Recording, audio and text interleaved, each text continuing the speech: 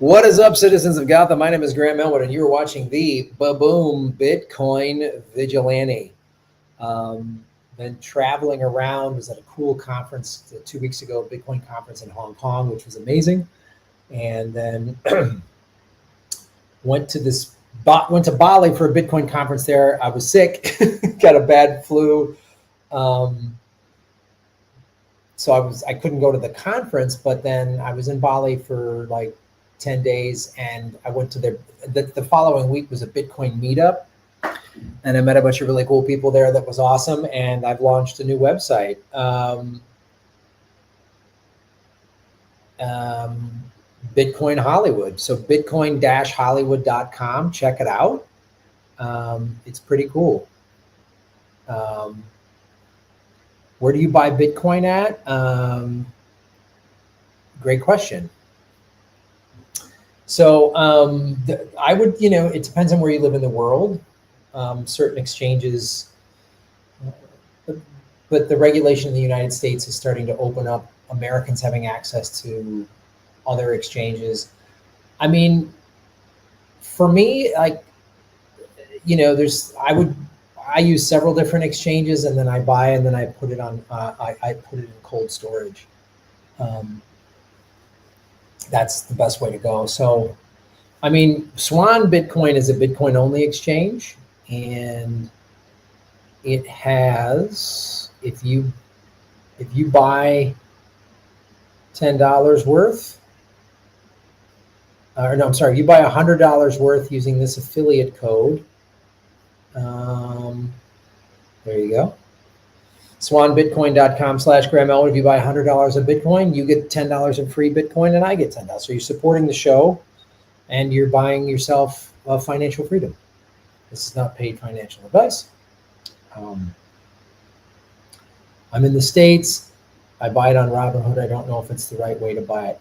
It really, like, to me, the key is to not keep it on exchanges, is to put it in cold storage. And you just have, put the bulk of it in cold storage. If you just have a little bit of money on an exchange or whatever, I guess that's fine. But I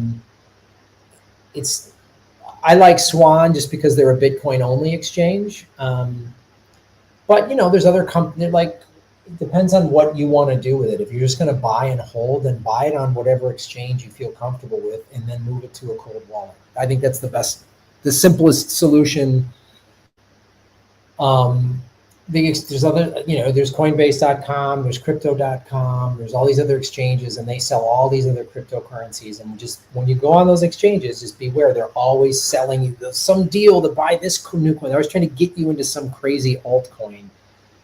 And I fell for that when I first got in, and you want to buy some coin for a nickel and watch it go to 1,000 a coin, and you're going to become a billionaire overnight. And that's just like crypto gambling, and it's not worth it for me. Just buy it and hold it. If you buy Bitcoin and hold it, in the long run, you'll make money. Matt S., what? Graham, been a while. Curious your thoughts on Mondani, New York. Thanks, dude. Matt S., dude, thank you so much for supporting the show, man. Shave your knuckles for justice. It's so great. I've been traveling and working on other projects, so I haven't been doing as many live streams, but now I'm set here for a while, and I'm going to go back to doing 3 live streams a week. That's my commitment. Definitely Bitcoin focused, but still going to talk politics. And Matt wants to ask a great question here about Mondani. I'm happy to answer it, because the channel was the political vigilante for years, and now we're changing it to the Bitcoin vigilante. But I still want to talk politics because Bitcoin is a political act. But Bitcoin, I have a book coming out soon called Bitcoin for Activists. So we're going to be discussing that when that comes out. Holly Horn is our moderator. So what do I think of Mondani? Well, first of all, he's been attacked by the Republicans and the Democrats. So Trump, called him a terrorist. Kristen Gillibrand, a Democratic congresswoman, a Democratic senator from New York, said he was a jihadist on a radio show a couple of days after he won. So if you're being attacked by both parties, you're good in my book. You must be doing something right. If both parties hate you, and the fact that he said in the Democratic mayoral primary on TV in New York City that all of the candidates said the first thing you're going to do is go to Israel. And he said, well, I'm going to be the mayor of New York. And because he's a Muslim American, he's all this racism is thrown at him. It's insane. It's insane to me. And, they're like saying he was happy about 9/11. And he said in an interview, he goes, I was 6 years old. It was scared. I was scared when that happened. And he said his allegiance be to the citizens of New York. And that's what any mayor should be doing. They shouldn't go to another country. I mean, if the mayor of Chicago, where I'm from, said my first day as mayor, I'm flying to Dublin because I'm an Irish Catholic, I would be like, why? I'm an American of Irish descent. My grandfather on my mom's side was 100% Irish. I got Irish on both sides of my family. Why? I would be like, why are you going to another country? Why are you going to Dublin? What does Dublin have to do with the city of Chicago? I mean, why are we giving allegiance to any foreign country?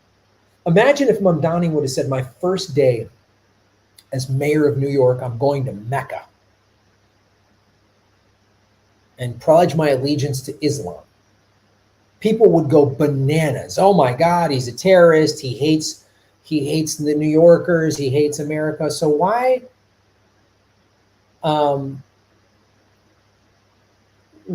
is he, and listen to his issues. His issues are renters' rights, workers' rights. Well, the corporate Democrats, no way, they go after him. Even CNN, what's her name, Erin, that when she has a show, and they showed a clip, and she's just like, is Mamdani, it's all, he's a threat to the corporate Democrats, which control New York City. And so I think he's shaking things up, but I just want to give you some perspective here. So that organization that I've worked for, Open Primaries, they're a nonprofit, nonpartisan, and all they do is advocate to get independent voters more ballot access. Many of you are aware of this, some of you might not be, is in a lot of states, New York being one of them, you have to pick a party to vote in the primaries. And a lot of people I'm an independent. I don't want to sign up for a party. And so they're locked out of the political process. And I've worked for this organization for over 10 years, and I've shot videos for them. I was shooting stuff in New York City in May this year before the mayoral primary, which again, in a blue city, like the Democratic primary is basically determines, that's why voting in primaries is so critical. And we are interviewing New Yorkers. And if you go to follow at Open Primaries USA, I think, is their social media handles. Anyway, look them up. You can see some of the interviews I did over the summer that I directed. And they had these, a woman in her 20s and a guy in his 30s, a Gen Z and a millennial, just out in the streets. I'm a lifelong New Yorker. What do you think about this? And all these New Yorkers are like, wow, I didn't realize that independents can't vote, or they already were aware of it. So this was potentially going to be put on the November ballot. So just to clarify what's happening, Mamdani won the Democratic primary. And so he's going to run against the mayor, who's a Republican, the current mayor, Eric Adams, I believe. So the city of New York, which you can't be an independent and be a poll worker.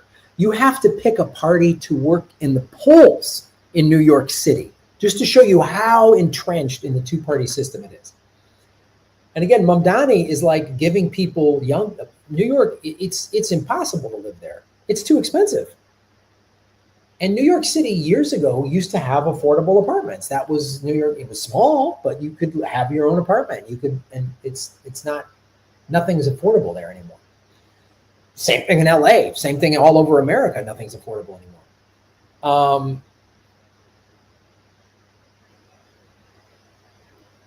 Adams dropped out to allow Cuomo to win. See, when both parties are working, if that's true, I'm not following this as closely, but I'm following the reaction of Mamdani. If that's true, Matt, then you see,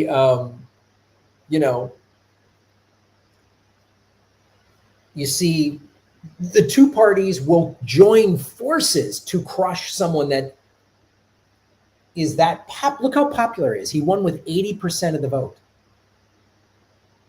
And they're trying to paint him as a terrorist. They're trying to paint him as a communist. They're trying to paint him, oh, he's the word.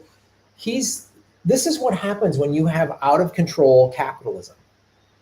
When only a handful of rich people control everything and working class people in all over the country can't afford anything, then you get populism. And right-wing populism is just a fancy way of saying fascism. And left-wing populism is like workers' rights and renters' rights. And so anyway, they were going to put this, they were petitioning, and there's this charter review board. The whole month, there's like a whole month or two of basically town hall meetings and people petitioning, saying, we want to put open primaries, just to put it on the ballot for November, to give New Yorkers the opportunity to decide if they want to let independents vote in their primaries. And after Mamdani won, I was told that all of these like powerful liberals came in and said, no. If we let independents vote, then Mamdani's going to take over our city. So this is the farce of the Democratic Party. The Republican Party, we know, is pretty anti-Muslim. They've been that way for a while. The Democratic Party claims to be the party of diversity, and push comes to shove, rich liberals will defend the corporate oligarchs and the kleptocrats. They'll defend them rather than let working class people. The Democratic Party likes to run on these culture issues. We protect trans rights and gay rights, and we protect minorities and immigrants and all this stuff, but it's all show. So the liberals basically killed it, and that the decision was made right before July 21st that they killed it. The liberals petitioned to block just a chance for independents to be able to vote in the primary. This is how entrenched New York City is. It's corrupt. They use old machines, and when push comes to shove, the two parties will protect themselves rather than let voters vote. And this is the Democratic Party that claims to be protecting democracy.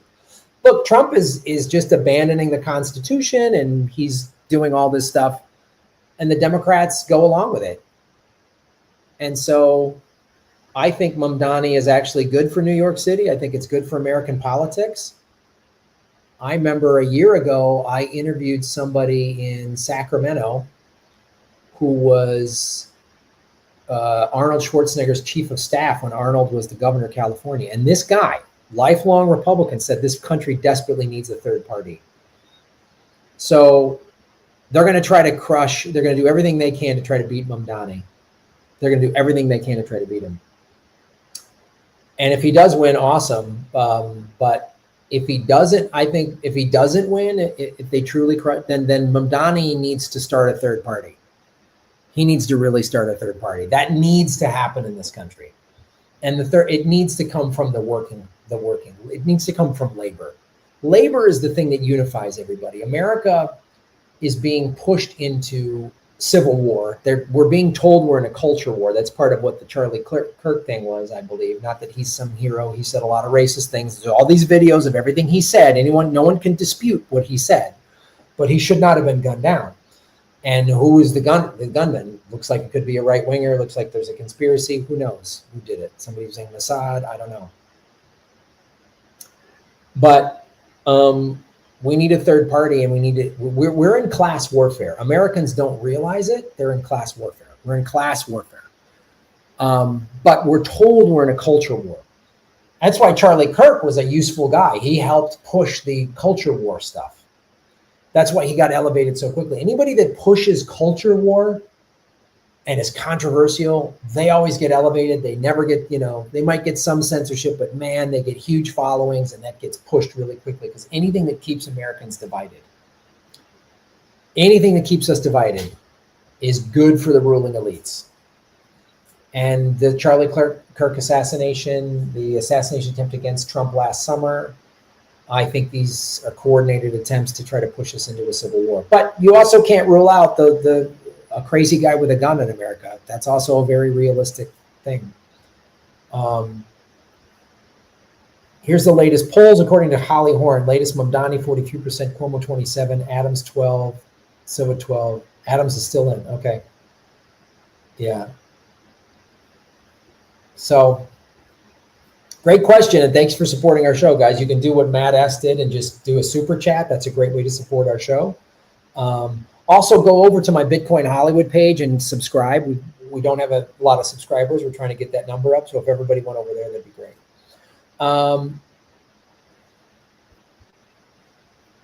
So I just wanted to let me get our next segment. But great question, Matt. A really, really great conversation. I like that.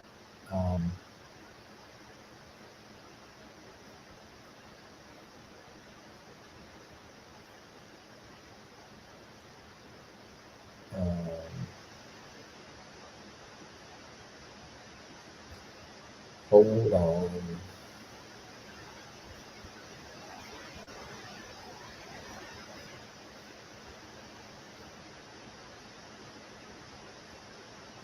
Let me get this next segment queued up.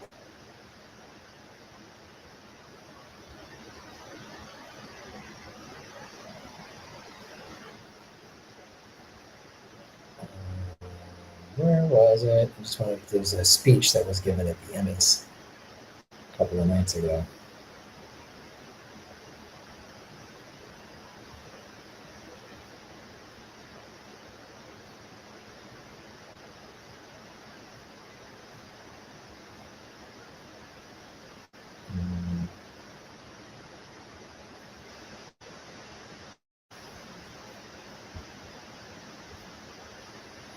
All right, I'm getting this segment queued up. Thanks, Graham. You always bring insight, even if I disagree. Right on, Matt. Well, like I always said, Matt, it's good to see you in the chat. I haven't seen you in a while, and you always come on. And this is what it should be. You come on wanting to hear a different point of view, and maybe it's one you don't necessarily agree with. But instead of, you've never like argued and Graham in the chat, you just like, let me hear your perspective. And I encourage that behavior, and I wish, like, share that with your friends. Like that. If you come here and just ask questions, you're in a safe space. You can come here and just fucking say shithead things in the chat, then that gets annoying, and I eventually got to block you because it just gets annoying.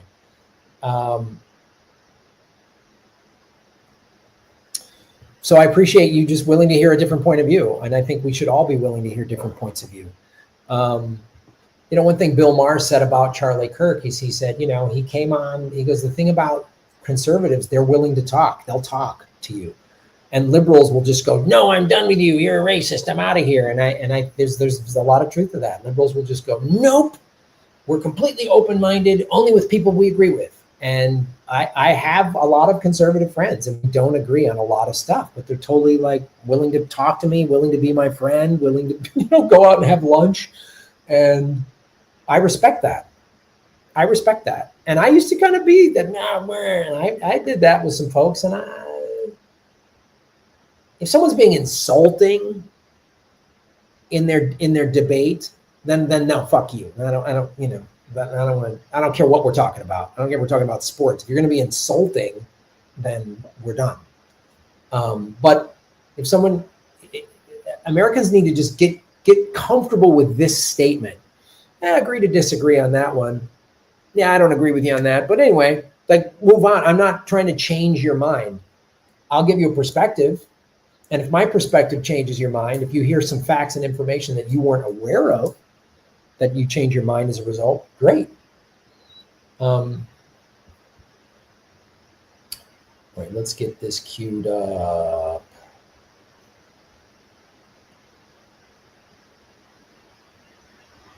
Here we go.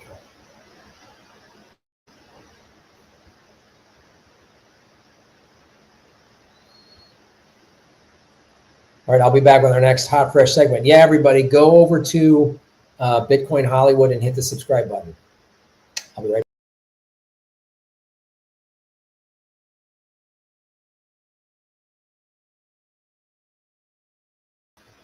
Hello, citizens of God. My name is Graham Elwood, and you are watching the Boom Bitcoin Vigilante. That's a way to support our show with Bitcoin on chain. There's other ways to support it below. So I've been in the entertainment industry for a long time. And, you know, celebrities talking about causes at award shows. You know, I've seen some people say some interesting stuff there. And I think if you're an actor and you know, have a cause, you should talk about it a little bit. There's also some hypocrisy at the award shows. You know, there's people wearing, especially the women are wearing $200,000-$300,000 in dresses and jewelry, and when they're complaining about some injustice, it's like, really? But what I did not ever see, I mean, Vanessa Redgrave called out the abuses of Palestine in the 70s, and she was banned from Hollywood. Banned. And now there's been a list of, I don't even know what the number is, several hundred, it might even be over 1,000 of actors who have signed saying, we don't want to work with any big companies that are supporting the genocide. And a lot of Jewish people are speaking out about what Israel is doing, and they're making the distinction. So one of the women that won her first ever Emmy, in her speech, she said, "Go Birds." I think she was supporting some team, and then she was like, something like F ICE and Free Palestine. And then after the Emmys, she was asked to clarify, and this is what she said. And her name is Hannah Einbender. Sorry.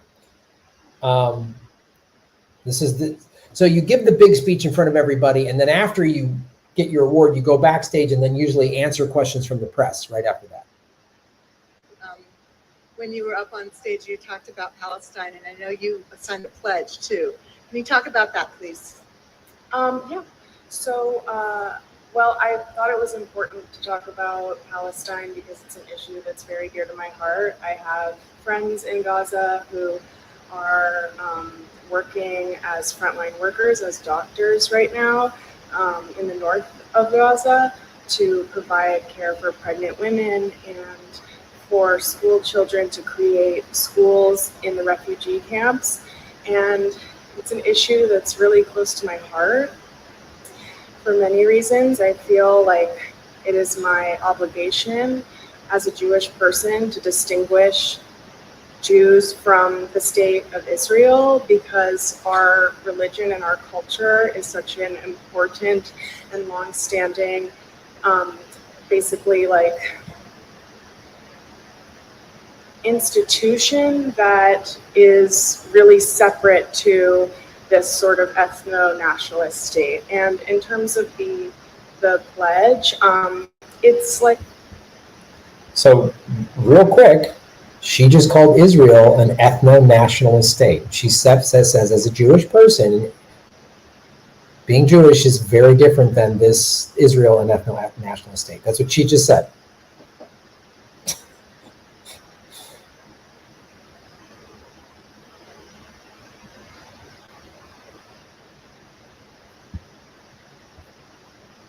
Many movements, boycotting is an effective tool to create pressure on the powers that be to meet the moment, you know. So the Film Workers for Palestine boycott does not boycott individuals. It only boycotts institutions that are directly complicit in the genocide. So yeah, it's important to me, and I think it's an important measure, and so I was happy to be a part of it. Wow. That's... Hannah, I wanted to ask you, when you were up on stage, you talked about that's significant. So Film Workers for Palestine. I mean, I I often get frustrated with the entertainment industry, but there's times when I'm like proud to be a part of it, when like people are speaking out in that way, and that all of these people sign this pledge, and these are big name celebrities. I mean, these are Javier Bardem, who's he showed up in a keffiyeh. I mean, it's like people were wearing and the it's like ceasefire now pins or whatever. There's people protesting. There's Israelis protesting in Tel Aviv against this. I see these on social media all the time, and I don't see these on the corporate media.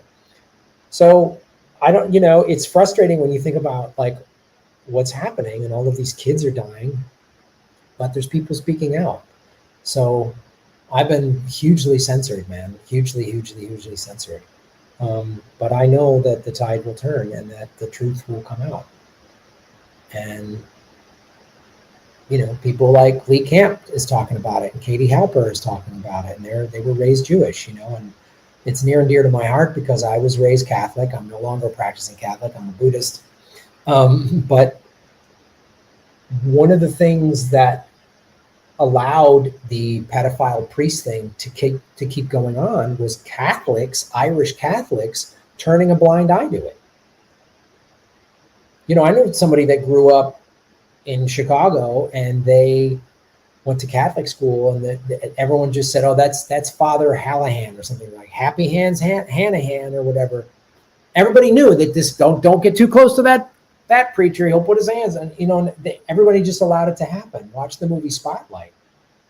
The city of Boston, these Irish Catholic who run the whole city, just kept turning a blind eye to it.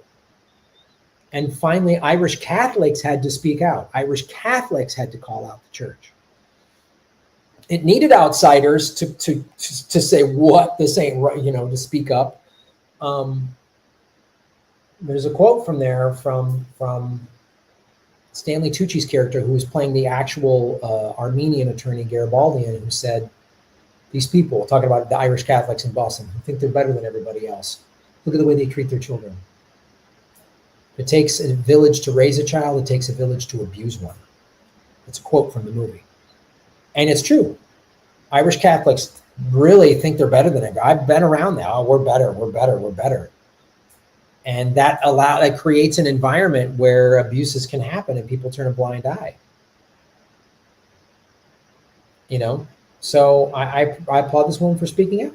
I applaud anybody that's speaking out for this, especially if you have a big platform like that. That's a big thing to do in Hollywood, and she's Jewish, and I don't know if there's been fallout or repercussions, or they're going to, try to take work away from her, but that's the thing. There's a movement.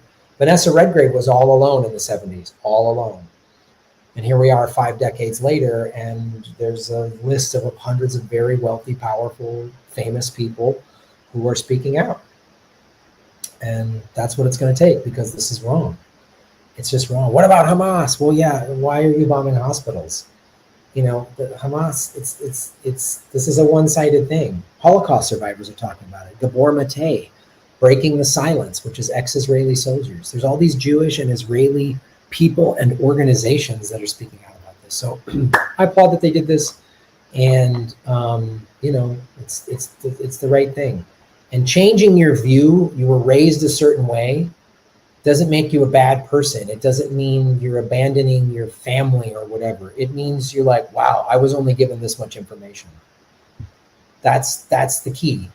Are you willing to hear other points of view? I'm only going to listen to this news. I'm only going to listen to media that reflects what I think.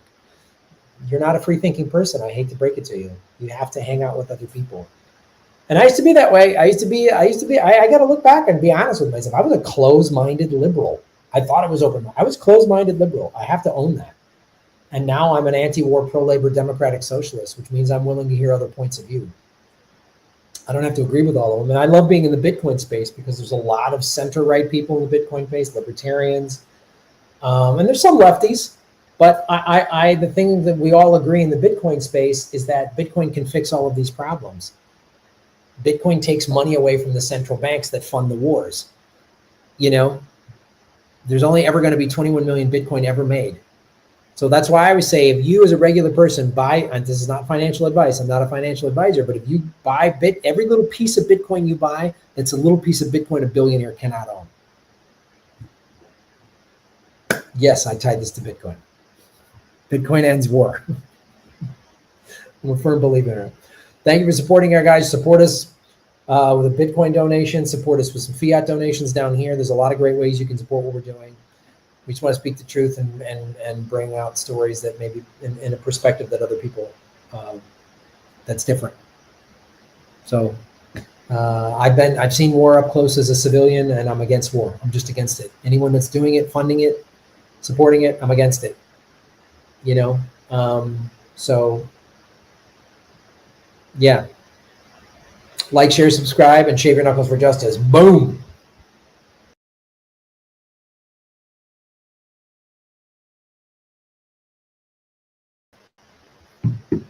Thanks, everybody. Let's get our next story queued up. Boom, boom, boom, boom, boom. Boom, boom, boom, boom, boom, boom, boom, boom. Boom, boom, boom, boom, boom, boom, boom, boom, boom, boom, boom, boom, boom, boom. Yeah, there's a really cool interview Natalie Brunell just did on Fox. That's pretty awesome.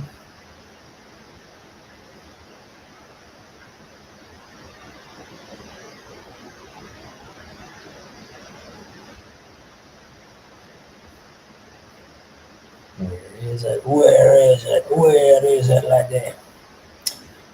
So, you know, guys, the super chats are another great way to support the show. Matt asked them one. If you do a super chat, I'll absolutely answer your question. And it is a great way to support what we're doing. If we want to unload some fiat,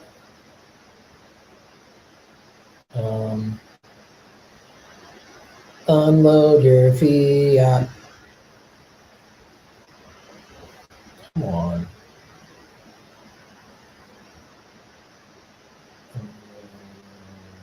I know I saw it. I put it in the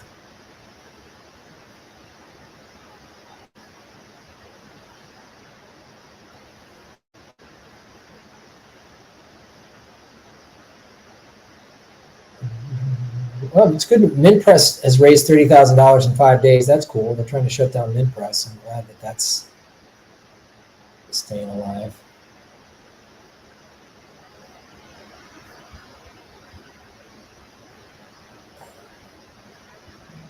Hold on. I know I saved this. Hold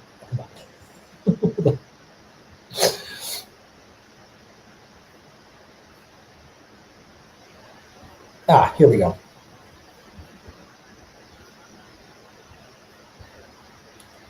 Queuing up the next thing.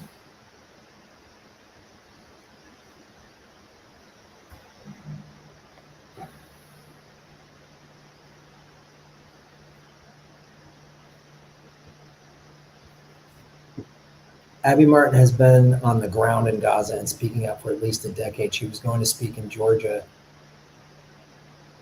USA, and the authorities demanded that she sign an agreement not to ride. Yeah, I know. I saw that. Yeah, she did Gaza Fights for Freedom.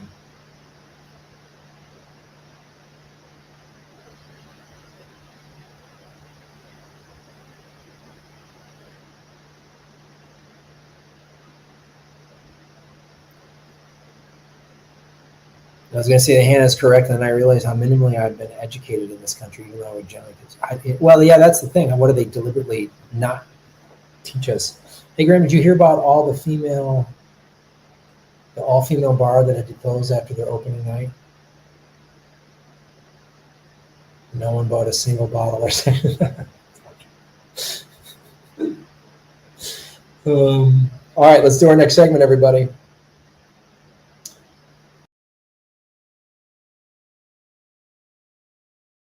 Hello, citizens of Gotham. My name is Graham Elwood, the Bitcoin Vigilante. How are you, folks? Like, share, and subscribe to what we're doing. I want to talk about the Bitcoin is bad for the environment. We keep hearing that, but there's all this evidence to show that Bitcoin mining is actually, there's a lot of clean energy, renewable energy Bitcoin mining projects. And we're going to get into that in a sec. Natalie Brunell was just on Fox Business and talked about this. So, and you can support what we're doing down there. And also I have a new YouTube channel, Bitcoin Hollywood. So go over there, subscribe. There's interviews and cool stuff that we just did at the Bitcoin Asia conference in Hong Kong. But I want to talk about Natalie Brunell, who's very big in the Bitcoin space. And I don't want to sweep under the rug the amount of energy that Bitcoin mining uses. A lot of energy. There's no two ways about it. That's absolutely true. But some people just say, oh, it's bad for the environment, so I'm against Bitcoin. Well, several things. First and foremost, look at the central banks. How much energy is used just to light up all of the ATMs around the world and just walk into a bank? How much energy is used, not to mention all of their servers and all that other stuff. So there's that. But more importantly, and the central banks fund the war machine, and the biggest polluter on planet Earth is the United States military. So Bitcoin mining is having basically a hard drive or a bunch of hard drives that do all of the mathematical equations that can mine, that can basically win Bitcoin. And I'm very much simplifying this.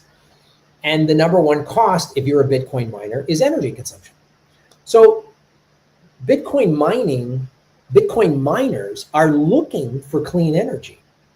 They're looking for the cleanest, cheapest energy to do it, to run a Bitcoin mine. So there's a lot of solutions out there. To say that Bitcoin uses a lot of energy is absolutely true. And to ask, hey, Bitcoin should be doing more clean energy, I'm all for it. I'm an environmentalist. But I've had some people, fans of mine, like, Graham's abandoning his environmental stance for Bitcoin. No, you haven't researched enough about Bitcoin. And I've met people at Bitcoin conferences that are doing all this clean energy. One of the main things they're doing is they're also capturing wasted energy and putting basically a Bitcoin mining rig on top of it. And here's Natalie Brunell talking about this on Fox. Author of the upcoming book, Bitcoin is for Everyone, joins us to break this down this morning. Natalie, great to speak with you. Thank you so much for your time. We appreciate it. I'm going to jump right in. Natalie, just for folks that aren't as familiar, just tell me how Bitcoin and Bitcoin mining, how does that consume energy, number one? Well, Bitcoin mining consumes energy in order to secure the network. So it's the one thing that you can't print, right? And so you have to expend the resources in order to pay for that energy, or you have to buy the Bitcoin itself. So it really secures the network in a way that is ethical, because no one is in control, no one is in power that can manipulate it or print more Bitcoin. And so I want to touch on your points about renewable energy, because really more and more Bitcoin mining operations, they are plugging into renewable sources like wind, solar, hydropower. And what makes Bitcoin mining so unique is its flexibility, because miners can locate anywhere that energy is stranded, energy that is wasted, and where renewable energy is maybe abundant, but really underutilized, like in East Texas. And Bitcoin miners can shut down in seconds when the demand spikes. So instead of straining the grid, they actually help stabilize it by soaking up excess energy when the supply is really high, and then giving it back when homes and businesses need it the most. Yeah, I mean, that's just... So let's I just want to address that right there. That's the thing the miners can do. They can shut their things down. Like when there's a high demand, oh, it's 110 degrees and the grid is getting demand. Well, miners can just shut down. And that has happened, and miners do that. Because they also, again, some of it's just profit motive, let's be clear. When there's high demand, energy costs more. So the miner's like, well, let's shut down when the demand drops, like at night or whatever. But that is also helping out the grid and helping out the system. So that's an important point that she just brought up. Fascinating to hear. Obviously, when it comes to Bitcoin mining and just the generation and technology, it is a really fascinating field to do a deep dive in. So how does Bitcoin mining curb that demand on the grid, as you mentioned, when the use is really high. I think about Texas and some of the problems they've had on their grid in the most recent. But again, this actually helps that cause. Exactly. So unlike most industries, Bitcoin mining can pause instantly. It's like shutting off a light switch. So if the grid is under a lot of stress, say in the middle of a heat wave or an extreme weather event, miners can actually power down and then redirect that electricity back to the community. So in Texas, like you mentioned, we've already seen miners shut off during peak demand, and they help keep the lights on and prevent blackouts. They act like essentially like a pressure valve for the grid, which makes the entire energy system more resilient. So when you think of extreme weather, storms, freezes, heat waves, energy demand can really swing very wildly, right? And most businesses, they can't just stop operations without huge losses, but Bitcoin miners can. They really allow grid operators to suddenly have this flexible load that they can call on in the case of emergencies. So it's almost like a new kind of resilience tool, and it helps prevent, again, blackouts, and it makes these renewable energy projects more financially viable and incentivizes us to build more of them out. Absolutely. Natalie, all right, I want to at least bring up the fact that some critics do say that Bitcoin is actually bad and detrimental to the environment. How do you respond to something like that? Well, it's one of the biggest misconceptions. I actually dedicate a whole chapter in my upcoming book to Bitcoin and energy use. Bitcoin mining is actually really pushing the energy sector toward renewables faster than pretty much any other industry, because Bitcoin miners, again, they know where energy is cheapest. So I just want to reiterate that the Bitcoin mining industry is pushing for more renewable. What other industry is pushing for renewables? Again, this is why I got into it. This is why I'm like this Bitcoin lefty, and people think I'm nuts. They're going to help because there's a lot of money in Bitcoin. Look, money moves the needle. This is why I advocate for lefty activists to buy Bitcoin, because it empowers you financially. You're not beholden to the banks. And the Bitcoin mining industry, and it's a big industry, it's a multi-billion-dollar industry, $2.4 trillion in market cap in Bitcoin. They're pushing for more renewable energy. That will make renewable energy happen. When the energy demands, and AI has a huge drain in the last 2 years of AI. Oh my God, the servers for AI, they're huge drains of energy. So these Bitcoin mining and AI might actually be the two catalysts that force the world to get off of fossil fuels, and we have to go to sustainable energy for profit. That's the reality.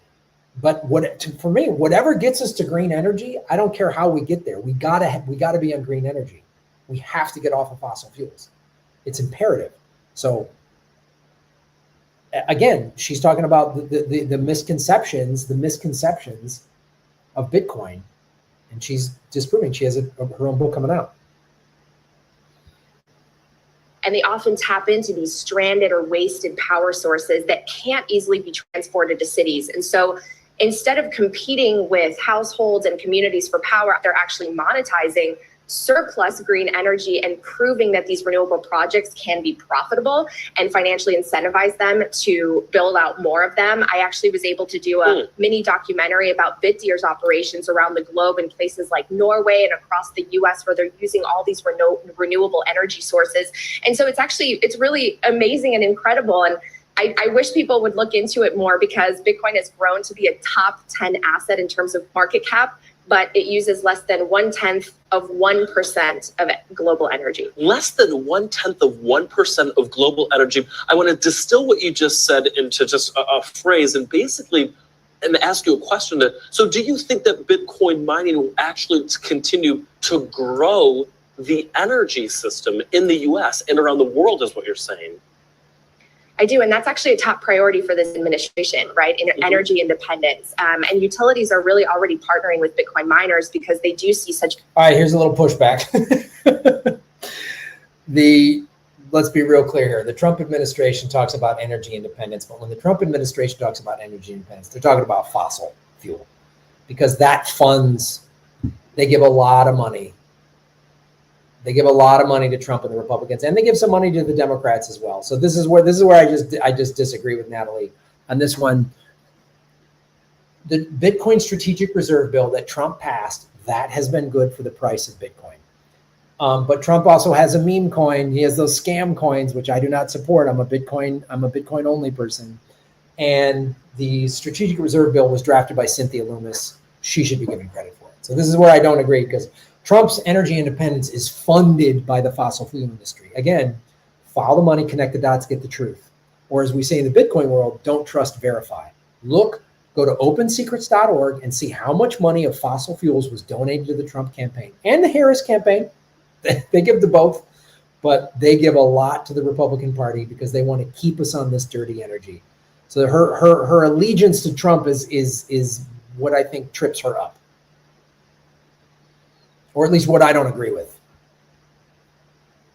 Value in a very flexible customer that can turn off in seconds. And as we add more wind and more solar to the grid, which I think we will, that flexibility is really critical. So Bitcoin mining, I think, is going to help build out the next generation of resilient, renewable energy infrastructure. And at the same time, it secures the Bitcoin network, like we talked about at the start of this. It's a technology that I think is going to strengthen both our financial and our energy systems. And it empowers, no pun intended, a lot of people economically. Fascinating stuff here. And, I think the Bitcoin industry and just it's so fascinating to me in general. Real quick, where can I get my hands on your book at? The book is coming out November 18th. You can get it anywhere that books are sold right now. You can pre-order it, Amazon, Barnes & Noble. I try to create the most approachable introduction to Bitcoin that I could. And again, there's a chapter dedicated specifically to energy use, all of that. Well, that's all I need to hear. That's totally in my field and in my repertoire. Natalie Brunell, thank you so much for your time and really for your insight. That was a really interesting conversation. I could go on with you. Well, that's cool. I applaud her for saying those things, and I look forward to reading her book. So, like I said, I continue to talk about the environment. I'm talking about how Bitcoin mining will actually fund and fuel, no pun intended, as she said, more green energy. Bitcoin saving the world, kids.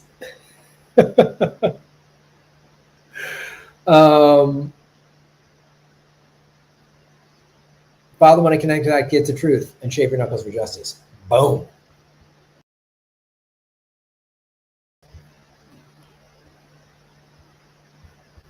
What's up?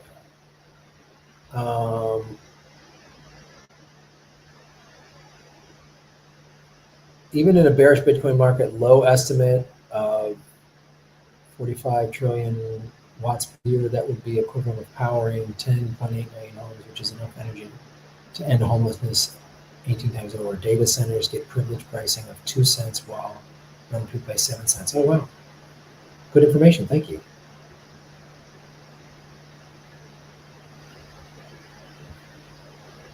Thank you, Holly Horn.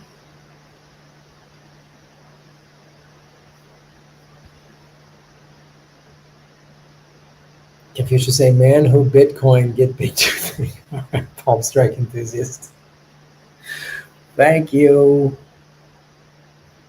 And we'll end the show real quick on just a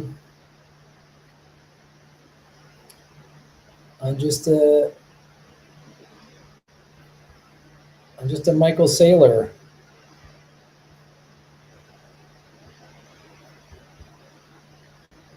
Support the show any way you can, guys.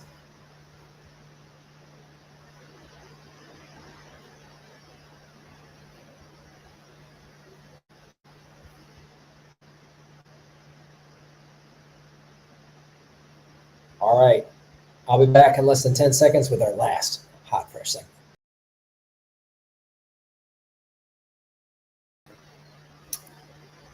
What's up, everybody? My name is Graham Elwood, and we are watching the... I'm doing that one over. That one sucked.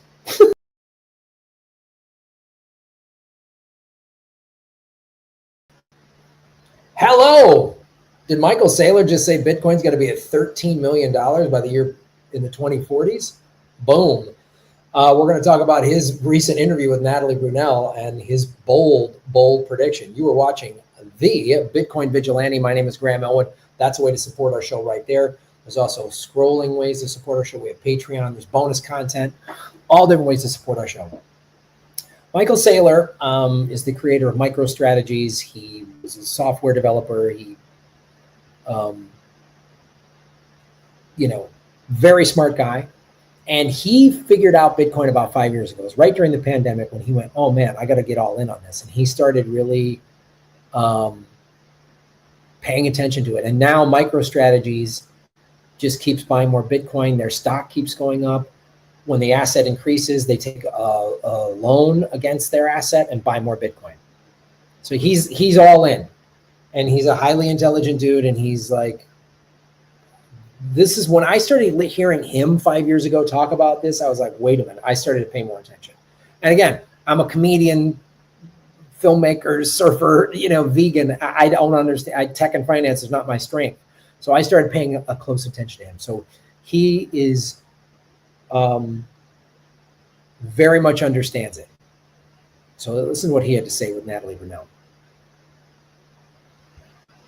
I think the best way to get superior returns, 100x type returns, if you're an individual, would be you adopt, you keep your day job, and so you maximize the cash flow you generate via whatever your profession is. You're responsible on your expenditures. You have to think in the year 2045, I think a Bitcoin's worth $13 million. So every Bitcoin that you don't buy is a $13 million cost. That Ferrari that you're going to buy is going to cost you like 6 Bitcoin. And so it's going to be a $100 million Ferrari, right? If you look out 20 years. So you have to keep your job. Unless you're insanely rich, don't splurge on the Ferrari. Buy the 6 Bitcoin instead. And with regard to leverage, the intelligent leverage for the individual is generally long-dated, mid-dated mortgage debt. So if I have any kind of property, if I have a house, I would put a long mortgage on it, a 10-year mortgage, or 15 to 20-year mortgage on it, especially a conforming loan. And then I would roll into Bitcoin, because mortgage debt is not mark to market. It's against an asset which is fairly stable. Normally, the interest rates are somewhat subsidized by a Fannie Mae or Freddie Mac program or a government program. So it's the cheapest form of permanent capital that someone can get. So, I give you what you shouldn't do. You shouldn't quit your job. You shouldn't splurge on sports cars. You can't. So that's Michael Saylor. I just want to end the show on some good news here. And he's suggesting, and this is not financial advice. I'm not a financial advisor. He's like, borrow against your asset to buy more Bitcoin and don't waste money. I mean, at the end of the day, if you have a steady job, keep your expenses low. I'm not saying don't enjoy your life, but keep your expenses low and do dollar cost averaging. Whatever you can afford a month, just buy Bitcoin every day, every week, every month at the same price. I'm going to buy whatever, $100 a month. I'm going to just do that every month because that's what I can afford in my budget. Whatever you can fit, just set in all these exchanges, set up auto buy, dollar cost averaging at whatever price makes sense to you. And every couple of weeks, whenever it builds up a little bit, move it to your cold wallet and hang on to it, because if he's right, in 20 years, Bitcoin's going to be worth 13 million a coin. What if he's half right? What if it's only worth 6.5 million in 20 years a coin? Again, that Ferrari, that fancy this, that fancy that. So I want regular people to own Bitcoin so that billionaires don't own all of it. Because and Michael Saylor has said this, when every billionaire figures out, oh, this Bitcoin, what it is, they're going to all start buying it because billionaires want to own everything. And then you can have intergenerational wealth. Those are my thoughts. Thanks for watching. Follow the money, connect the dots, get the truth. like, share, subscribe. Go over to our new channel, Bitcoin Hollywood. We also have bitcoin-hollywood.com. And we're going to be, making some cool announcements, rolling out some cool stuff, some scripted films, movies, TV shows that are having little Bitcoin themes in them, but they're still going to just be entertaining, whether you are into the orange pill or not. Thanks for watching, everybody, and shave your knuckles for justice. Boom.